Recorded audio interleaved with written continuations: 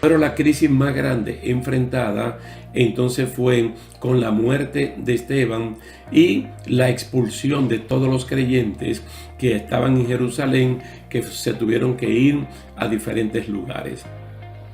Ahora hay paz y la iglesia es edificada. Y es un proceso que nosotros debemos entender por el bien nuestro, por el bien de la iglesia, por el bien de la familia. Y ahora es que uno comienza a entender a Efesios capítulo 6, versículo 10 en adelante, cuando a la iglesia, a la de este tiempo, le recomiendan fortalecerse en el Señor y en el poder de su fuerza. Recurrir.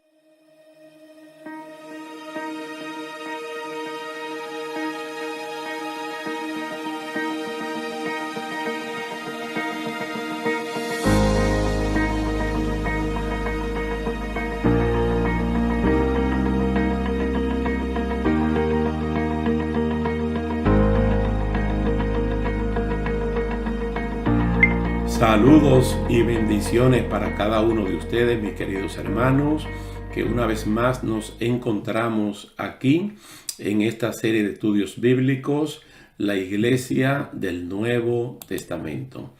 Vamos a continuar en el día de hoy en una especie de resumen de línea de acción de la Iglesia hasta este punto. ¿Cuál ha sido la dinámica de acción de la iglesia del Nuevo Testamento en el libro de los Hechos? Cómo la iglesia primitiva enfrentó y su liderato todas las amenazas y peligros hasta ahora vistos aquí en esta serie de estudios. Vamos a ver en el número 1 que para escoger al sucesor de Judas Iscariote, el liderazgo se basó en la Biblia y en la oración. Hechos capítulo 1, versículo 15 al 26 explican bien el contexto en el cual se desarrolló esta dinámica. Esto quiere decir que la incertidumbre, el no saber lo que puede ocurrir en el día de mañana y la aceptación de un caso consumado, lo podemos entender a la luz de la Biblia y en oración para buscar la dirección de Dios y así poder seguir adelante. No solamente estaban orando buscando la dirección de Dios, sino que se estaban basando en la Escritura. En ese momento, para buscar al sustituto de Judas, leyeron el Salmo 69. Que aunque no existían los versículos todavía, pero se detuvieron en el que ahora es el número 25 y en el Salmo 109, Salmo 109, versículo 8. Y son cosas que uno tiene que aprender porque son lineamientos, dinámicas, cómo la iglesia toma acción ante una situación en particular de la cual nosotros también podemos aprender. Aquí uno se da cuenta el valor de lo que posteriormente Pablo le escribió a Timoteo en la segunda carta, en el capítulo 3, acerca de la utilidad de los beneficios de uno conocer las sagradas escrituras. Entonces ellos están orando, pero se están basando en lo que dicen dos salmos del Antiguo Testamento, el 69 y el 109, para tomar acción y sustituir a Judas, en este caso por Matías. Número 2. Sin la presencia física de Jesús y sin la llegada del Espíritu Santo, es decir, en aparente estado de falta de liderazgo divino, ¿qué hicieron? Yo creo que en particular para mí uno de los puntos más importantes de la iglesia del Nuevo Testamento son esos 10 días en los cuales Jesús físicamente no estaba y el Espíritu Santo no había descendido todavía. Entonces, ustedes saben las estadísticas del libro de Hechos, capítulo 1. Está hablando de 120 personas que estaban reunidos en el aposento alto allí en la ciudad de Jerusalén. No quiere decir que fueran 120 creyentes, por seguro que habían más, pero el número que estaba respondiendo ahora era este de 120 personas. Entonces, sin tener a Jesucristo presente y sin el Espíritu Santo todavía manifestarse, ¿qué hicieron? Número 1, orar juntos y unánimes. Hechos capítulo 1, verso 14. Y Hechos capítulo 2, verso 1. Atestiguan que este grupo de creyentes estaban orando juntos y unánimes. Yo personalmente creo que aquí siguieron la línea de acción o la dinámica que posteriormente Pablo escribió a la iglesia en Filipos, en el capítulo número 2. Mire cómo Pablo explicó esto posteriormente y uno puede entender que esto fue exactamente lo que vivió la iglesia cuando estaban ausentes físicamente de Jesucristo y que el Espíritu Santo todavía no se había manifestado. Por tanto, si hay alguna consolación en Cristo, tomen en cuenta bien la palabra consolación. Cómo el consuelo de Dios profundiza en el interior de una persona para darle paz y tranquilidad.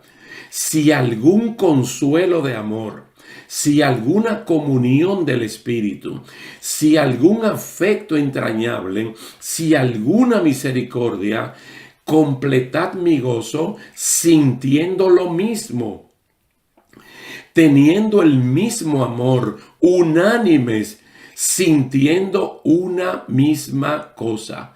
¿Es esto posible sin la presencia física de Jesucristo y sin la manifestación todavía del Espíritu Santo?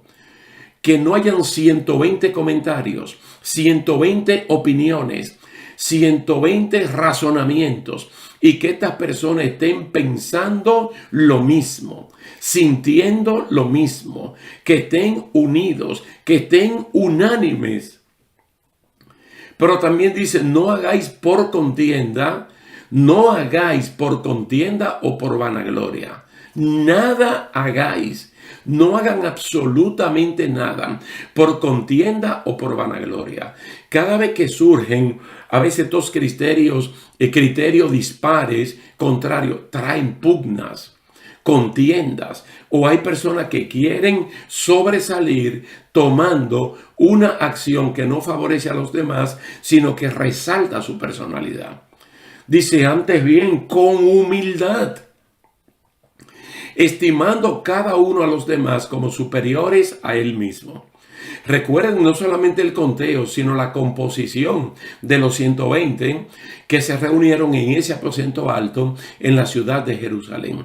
Te da los nombres de los 12 apóstoles, lógicamente 11, porque ya Judas no está y todavía no han elegido a Matías como el sustituto.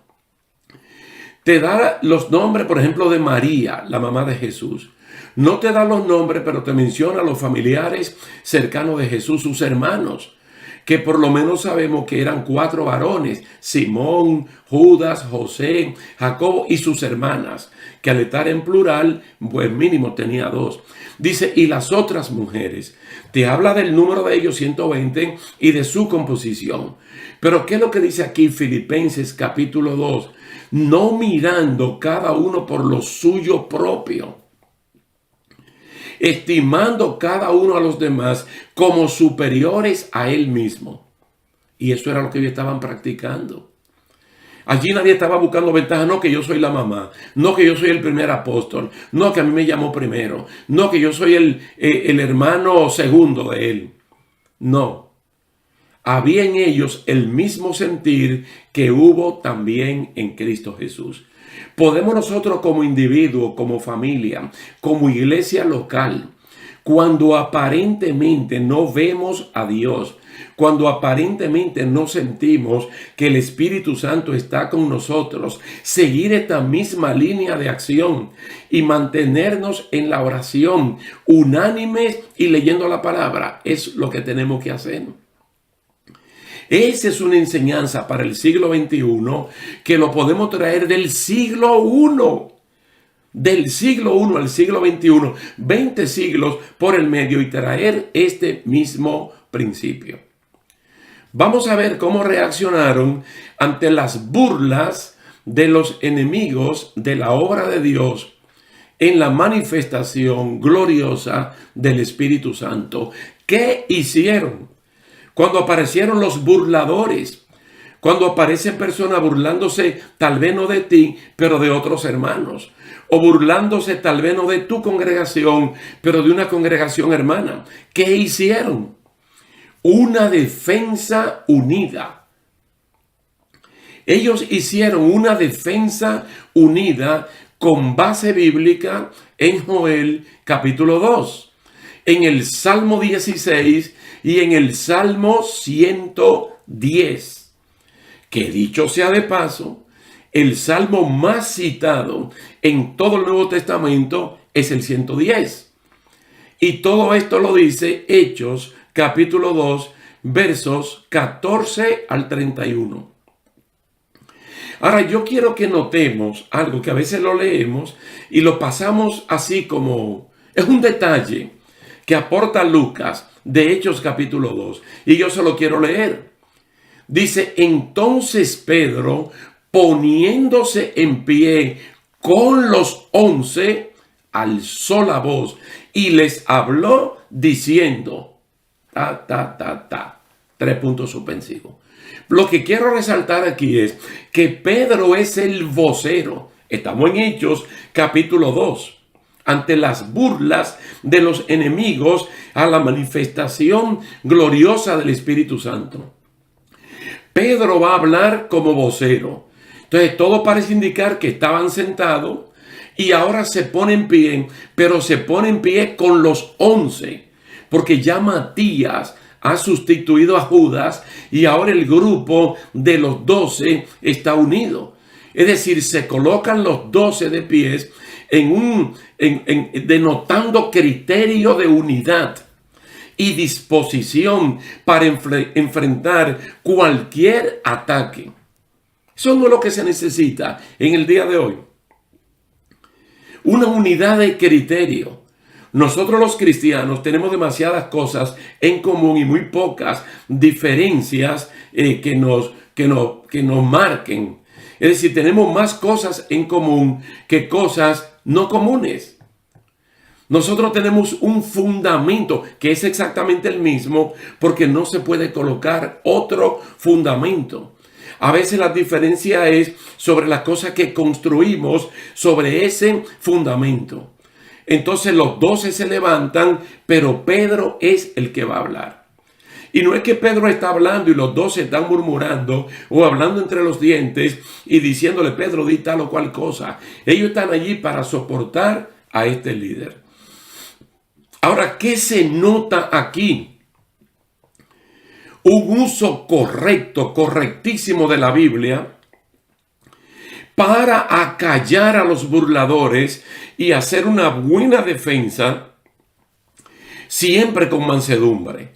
Yo le estoy diciendo que en ese momento el apóstol Pedro, y de memoria, porque no tiene una Biblia a su alcance o un rollo a su alcance, citando a Joel 2, del 28 al 32, citando el Salmo 16 y citando el Salmo 110.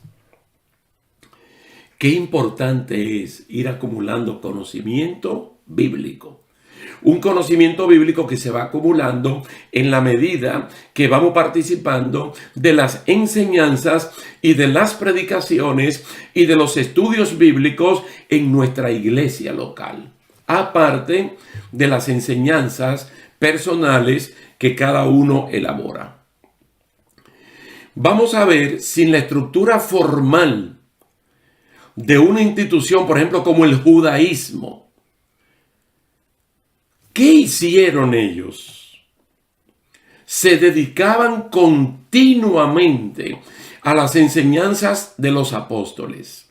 Es decir, la naciente iglesia cristiana se dedicaba continuamente a seguir las enseñanzas bíblicas de las autoridades que en ese momento están presidiendo, que son los apóstoles. Que posteriormente sabemos que el liderato o liderazgo se va a expandir y se pueden acumular personas como Esteban, como Felipe el Evangelista y como otros también, pero siempre sumisos a quienes presiden, pero que presiden con las enseñanzas bíblicas y el buen testimonio. Dice a la comunión. Está hablando de koinonía, de compañerismo, de congregación, no de virtualidad, si uno puede estar presente. Porque ahora mismo con los medios modernos de comunicación, personas que están en un hospital o en una cárcel o en su casa imposibilitado de salir, pues la iglesia le llega a su casa de manera virtual. Pero ellos tenían comunión. Estaban en el partimiento del pan. No está hablando aquí de la cena del Señor.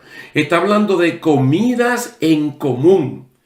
Personas socialmente altos, medios y bajos, unidos, partiendo el pan y en la oración. Oración comunitaria. No oraciones en secreto. No, porque eso es la privada en la casa de uno. Estas eran oraciones comunitarias. Hechos capítulo 2, verso 42. Día tras día continuaban unánimes en el templo. Cuando hablamos del templo, estamos hablando del atrio del templo. Ocupaban a veces el pórtico de Salomón o cualquier otro lugar para reunirse.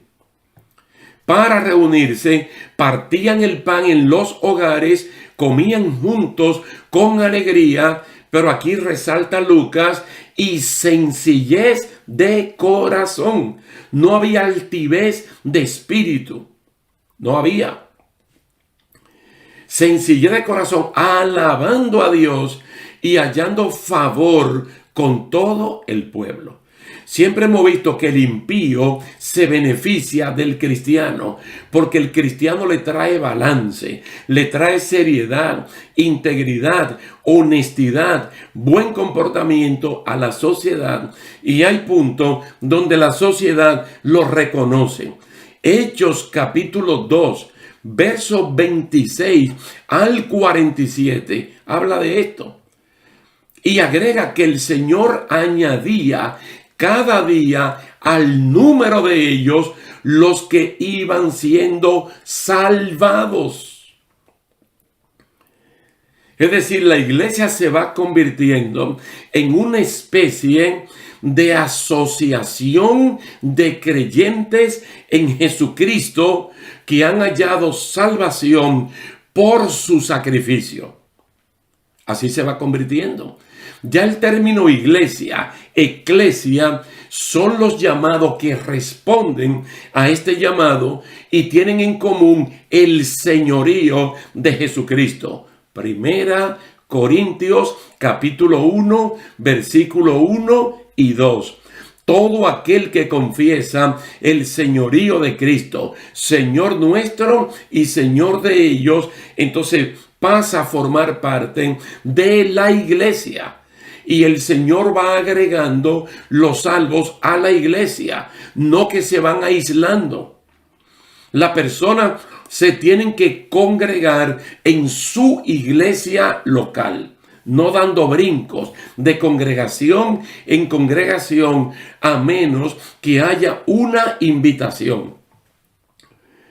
Vamos a seguir viendo la línea de acción, la dinámica hasta ahora, porque luego vamos a ver el entrenamiento que comienza con las enseñanzas de Jesucristo.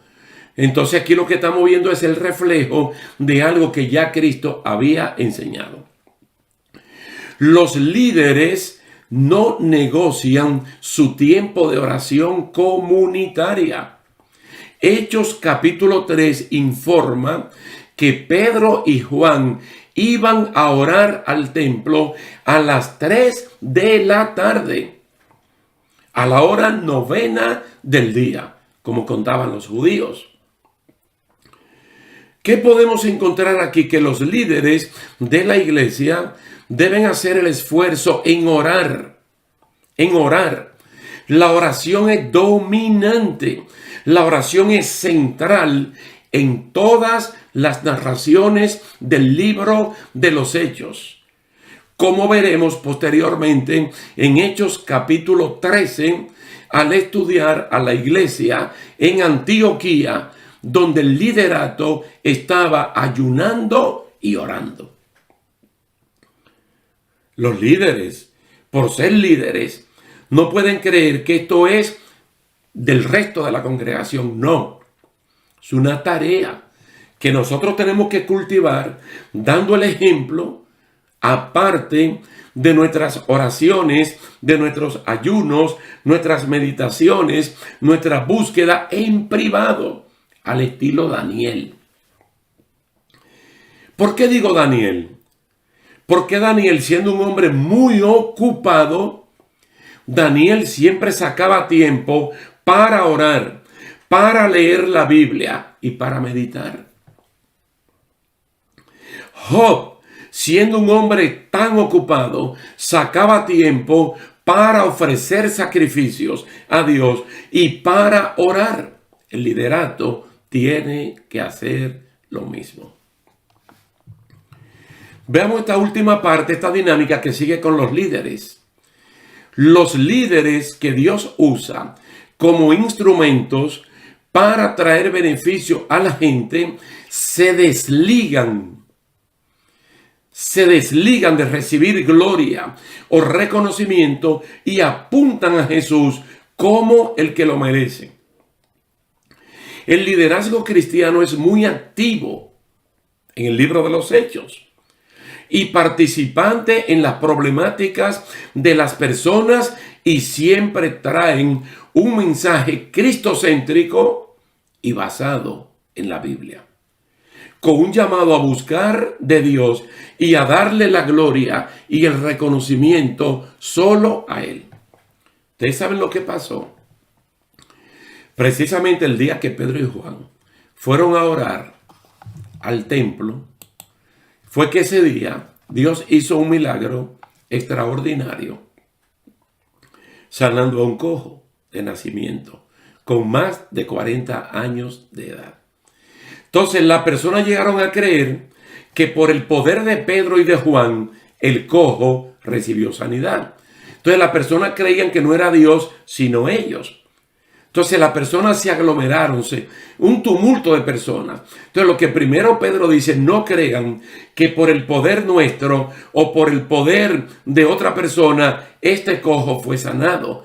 Fue por creer en el nombre del Señor Jesucristo, el que le ha dado salud a este hombre que ustedes ven aquí. Rápidamente ellos se desligan. Porque nosotros podemos pensar en el hecho concreto, donde tal vez estaba el cojo, Pedro y Juan, y alguna persona que estuviera caminando por allí, entrando al atrio. Pero Pedro, que fue el vocero de los dos, le dijo claramente al cojo, no tenemos ni oro ni plata, pero en el nombre de Jesucristo te decimos, levántate y anda. No en el nombre de Pedro, no en el nombre de Juan, sino en el nombre de Jesucristo.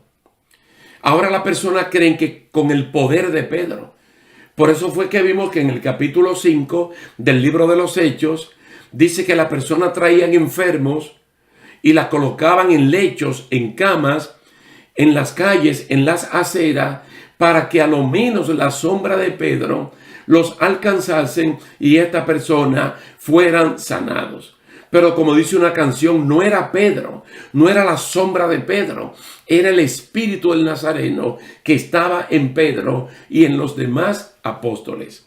Entonces la gloria no es suya ni mía, la gloria es de Dios. Y más cuando Él te utiliza como un instrumento en sus santas manos. Este resumen lo estamos haciendo aquí en el día de hoy. Para en el próximo capítulo vamos a entrar haciendo un alto aquí en el libro de los Hechos. Entonces vamos a ir a los evangelios para ver a Jesucristo entrenando a sus discípulos, especialmente a los apóstoles, para todo lo que hemos visto en el libro de los Hechos y que posteriormente vamos a seguir estudiando en esta serie de estudios bíblicos, la Iglesia del Nuevo Testamento. Quiere decir que por hoy lo vamos a dejar hasta aquí y, como siempre, agradeciéndole a Dios por esta linda oportunidad y yo personalmente a cada uno de ustedes por el tiempo dispensado. Dios me lo bendiga, Dios le guarde y hasta la próxima.